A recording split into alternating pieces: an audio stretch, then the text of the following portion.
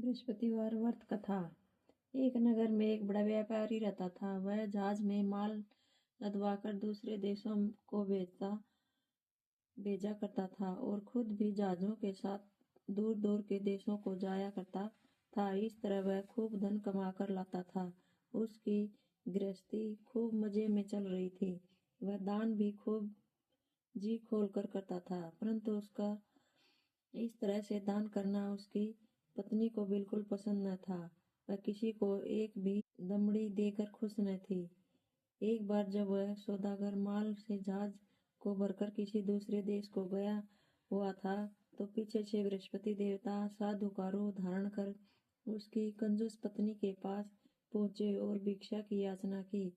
उस व्यापारी की पत्नी ने बृहस्पति देवता से कहा, माताजी, मैं तो इस दान पुण्य से बहुत तंग आ गई। मेरा पति सारा धन दान में व्यर्थ ही नष्ट करता है। आप कोई ऐसा उपाय कीजिए जिससे हमारा सभी धन नष्ट हो जाए।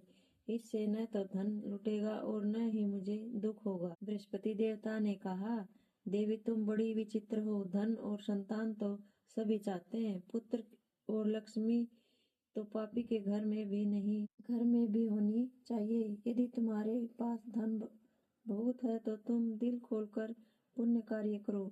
भूखों को भोजन खिलाओ, प्यासों को पानी पिलाओ, यात्रियों के लिए धर्मशालाएं बनवाओ। कितने ही निर्धनों की कुंवारी कन्याएं धन के अभाव में अविवाहित बैठी हैं, उनका विवाह संपन्न कराओ। और भी अनेक पुण्य कार्य हैं जिनको करके तुम्हारा लोक परलोक सार्थक हो सकता है। लेकिन व्यापारी की स्त्री बड़ी ढीठ थी। उसने कहा, महात्मा जी, मैं इस विषय में आपकी कोई बात नहीं सुनना चाहती। मुझे ऐसे धन की कोई आवश्यकता नहीं है जो मैं दूसरों को बांटती फिरूं। बृहस्पति देवता बोले, यदि तुम्हारी ऐसी इच्छा है तो फिर ऐसा ही होगा। तुम 7 बृहस्पतिवार गोबर से घर लीपकर पीली मिट्टी से अपने केशों को धोना, भोजन में मांस मदिरा ग्रहण करना, कपड़े धोना, बस तुम्हारा सारा धन नष्ट हो जाएगा। इतना कहकर बृहस्पति देव अंतर ध्यान हो गए। उस औरत ने बृहस्पति देवता के कहे अनुसार 7 बृहस्पतिवार वैसा ही करने का निश्चय किया। केवल 6 गुरुवार बीतने पर ही उस स्त्री का संपूर्ण धन नष्ट हो गया। वह स्वयं ही भी परलोक सिधार गई। उधर माल से भरा उसके पति का जहाज समुद्र में डूब गया और उसने बड़ी मुश्किल से लकड़ी के तख्तों पर बैठकर अपनी जान बचाई। वह रोता अपने नगर में वापस पहुंचा। वहां आकर उसने देखा कि उसका सब कुछ नष्ट हो गया। उस व्यापारी ने अपनी पुत्री से सब समाचार पूछा। लड़की ने पिता को उस साधु वाली पूरी कहानी सुना दी। उन्होंने पुत्री को शांत किया। अब वह प्रतिदिन जंगल में जाकर वहां से लकड़ियां चुना लाता और उन्हें नगर में बेच अपनी जीविका चलाने लगा, मगर गुजारा बड़ी मुश्किल से होता था। एक दिन उसकी पुत्री ने दही खाने की इच्छा प्रकट की, लेकिन व्यापारी के पास एक भी पैसा नहीं था कि उसको दही लाकर देता। लकड़हारा उसे आश्वासन देकर जंगल में जाकर एक वृक्ष के नीचे बैठकर अपनी पूर्व दिशा को विचार कर रोने लगा। वह गुरुवार का दिन था। बृहस्पति देवता उसकी यह अव्यवस्था देखकर साधु का रूप धारण कर उस व्यापारी के पास आ पहुंचे और कहने लगे, लकड़हारे, तू इस जंगल में किस चिंता में बैठा है? व्यापारी ने उत्तर दिया, महाराज, आप सब कुछ जानने वाले हैं। इतना कहकर उसने आर्द्रकंठ और भीगी आंखों से बृहस्पति देवता को अपनी आप बीती सुना दी। बृहस्पति देवता ने कहा, भाई, तुम्हारी पत्नी ने गुरुवार के दिन भगवान का अपमान किया था, इसी कारण तुम्हारा यह हाल हुआ है। लेकिन अब तुम किसी प्रकार की चिंता न करो, भगवान तुम्हें पहले से भी अधिक धनवान करेंगे। तुम मेरे कहे अनुसार गुरुवार के दिन बृहस्पतिवार का पाठ करो। 2 पैसे के चने और 2 मुनक्का मंगवाकर जल के लोटे में थोड़ी सी शक्कर डालकर वह अमृत और प्रसाद परिवार के सब सदस्यों तथा कथा सुनने वालों में बांट दो और खुद भी अमृत पान किया करो। तब प्रसाद खाया करो तो भगवान तुम्हारी सब मनोकामनाएं पूर्ण करेंगे। साधु को प्रसन्न देखकर उस व्यापारी ने कहा, महाराज, मुझे लकड़ियों में से तो इतना भी लाभ नहीं कि 2 पैसे की दही लाकर भी अपनी इकलौती कन्या को खिला सको। उसको मैं हर रोज झूठा आश्वासन देकर टालता आता हूँ। बृहस्पति देवता ने कहा, भक्तराज, तुम चिंता मत करो। आगामी गुरुवार के दिन तुम शहर में लकड़ियां बेचने के लिए जाना। तुमको उस दिन लकड़ियों के 4 पैसे अधिक मिलेंगे, जिसमें से तुम 2 पैसे का दही लाकर अपनी पुत्री को खिलाना और 2 पैसे की मुनक्का और चने लाकर गुरुवार देवता की कथा करना। जल में जरा सी शक्कर डालकर अमृत बनाना और कथा का प्रसाद सब में बांटना और खुद भी खाना, तो तुम्हारे सब काम सिद्ध हो जाएंगे। इतना कहकर बृहस्पति देवता अंतर्ध्यान हो गए। गुरुवार के दिन उस व्यापारी ने जंगल में से लकड़ियां इकट्ठी की और शहर में बेचने के लिए गया। उसको उस दिन 4 पैसे अधिक मिले, जिसमें से 2 पैसे की दही लाकर उसने अपनी लड़की को दे दी और 2 पैसे के चने और मुनक्का लेकर अमृत बनाकर प्रसाद बांटा और प्रेम से खाया। उसी दिन से उसकी सब कठिनाइयां दूर होने लगी। परंतु अगले गुरुवार को वह बृहस्पति देवता की कथा करना भूल गया। शुक्रवार को उस नगर के राजा ने आज्ञा दी कि कल मैंने एक बहुत बड़े यज्ञ का आयोजन करवाया है, अतएव कोई भी व्यक्ति अपने घर में अग्नि न जलाए और समस्त जनता मेरे यहाँ आकर भोजन करे। जो इस आदेश की अवहेलना करेगा उसे सूली पर लटकाया जाएगा। राजा की आज्ञा अनुसार अगले दिन वह सब लोग राजा के महल में भोजन करने गए, लेकिन वह व्यापारी और उसकी लड़की दोनों तनिक विलंब से पहुंचे। अतएव राजा ने उन दोनों को अपने महल के अंदर ले जाकर भोजन करवाया। जब वह पिता पुत्री भोजन करके वापस आ गए तो महारानी की दृष्टि उस खूंटी पर पड़ी जिस पर उसका 9 लक्खा हार टंगा हुआ था। उस खूंटी पर अब हार नहीं था। महारानी को विश्वास हो गया कि उसका हार लकड़हारा और उसकी लड़की ही ले गई। फौरन सिपाहियों को बुलाकर दोनों बाप बेटी को कैद करवाकर जेल में डाल दिया गया। कैद खाने में पड़कर बाप बेटी दोनों अत्यंत दुखी हुई। इन्होंने बृहस्पति देवता का स्मरण किया। बृहस्पति देवता वहीं प्रकट हो गए और व्यापारी से कहने लगे, भगतराज, तुम पिछले सप्ताह बृहस्पति देवता की कथा करना भूल गए थे, इसलिए तुम्हारा यह हाल हो गया। परंतु तुम किसी प्रकार की चिंता न करो। बृहस्पति के दिन कैद खाने के दरवाजे पर तुम्हें 2 पैसे पड़े दिखाई देंगे, तो वह पैसे उठाकर चने और मुनक्का मंगवा लेना।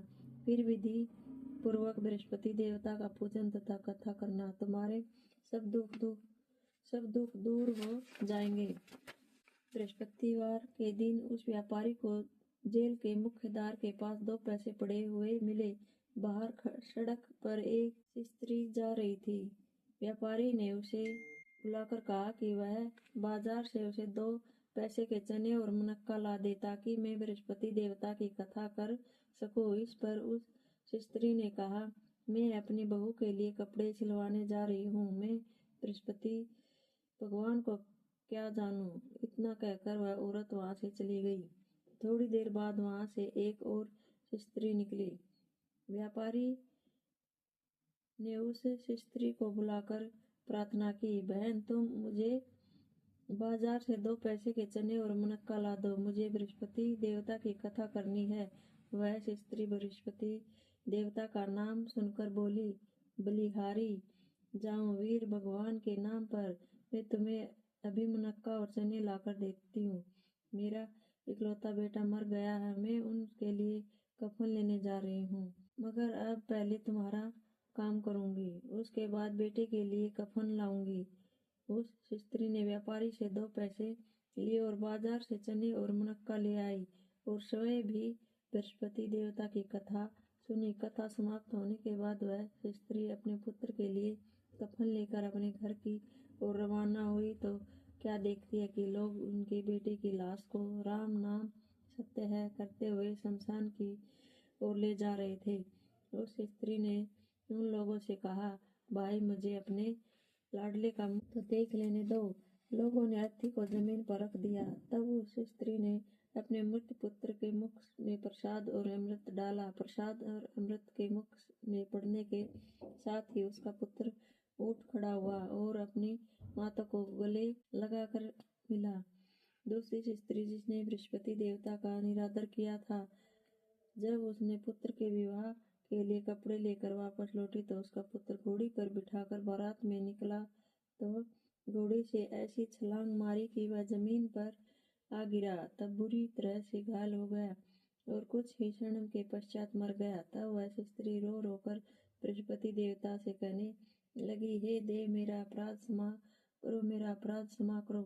उसकी प्रार्थना सुनकर भगवान बृहस्पति साधु का रूप धारण कर वहां आए और उस स्त्री से कहने लगे, देवी, अधिक विलाप करने की कोई आवश्यकता नहीं है। तुमने गुरुवार देवता का निरादर किया है, जिसका परिणाम तुम्हें मिला है। तुम जेल खाने जाकर भगत से क्षमा याचना करो, उससे सब कुछ ठीक हो जाएगा। वह स्त्री फिर जेल खाने पहुंची और मुख्य द्वार के पास जाकर उस व्यापारी से हाथ जोड़कर कहने लगी, भक्तराज, मैं तुम्हारा क्या नहीं माना, मुनक्का और चने लाकर तुम्हें नहीं दिए। इससे गुरुवार देवता मुझसे न रूठ हो गए, जिसके कारण मेरा इकलौता लड़का घोड़ी से गिरकर मर गया। व्यापारी ने कहा, माता तो चिंता मत कर, गुरुवार देवता सब कल्याण करेंगे। तुम अगले गुरुवार को आकर बृहस्पति देवता की कथा सुनना। तब तक अपने पुत्र के शव को फूल, इत्र, घी आदि सुगंधित पदार्थों में रख दो। उस स्त्री ने ऐसा ही किया। बृहस्पति का दिन भी आ गया। वहां 2 पैसे के मुनक्का और चने लेकर तथा पवित्र जल का लोटा भरकर जेल के द्वार पर आ गई और श्रद्धा के साथ बृहस्पति देवता की कथा सुनी। जब कथा समाप्त हुई तो अमृत व प्रसाद लाकर अपने मृत पुत्र के मुख में डाला। अचानक उसकी सांस आने लगी और वह उठकर खड़ा हो गया। पुत्र को लेकर वह महिला खुशी से अपने घर को रवाना हुई और बृहस्पति देवता के गुण गाने लगी। उस दिन रात्रि में राजा को बृहस्पति देवता ने सपन में दर्शन किए और कहा, हे राजन, तूने जिस व्यापारी और उसकी पुत्री को जेल में बंद कर रखा है, वे दोनों निर्दोष हैं। अब दिन निकलने के साथ ही दोनों को जेल से रिहा कर दे। तेरी रानी का 9 लखा हार उस खूंटी पर लटका है। दिन निकला तो रानी ने अपना हार खूंटी पर लटका देखा।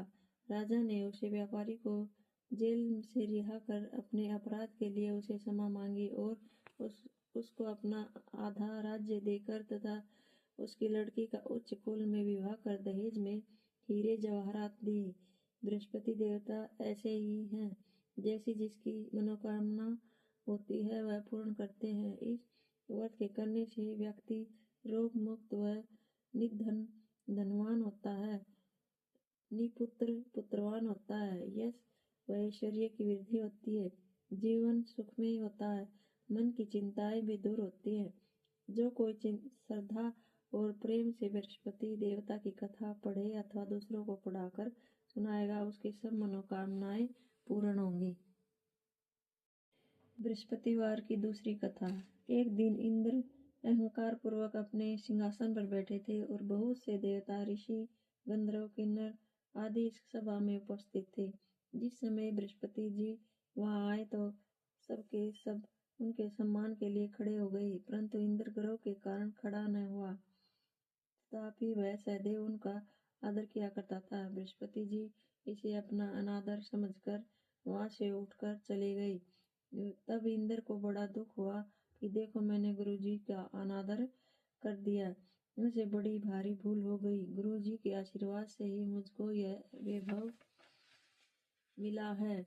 उनके क्रोध से ये सब नष्ट हो जाएगा, इसलिए मुझे उनके पास जाकर ही क्षमा करनी चाहिए, जिससे उनका क्रोध शांत हो जाए और मेरा कल्याण हो।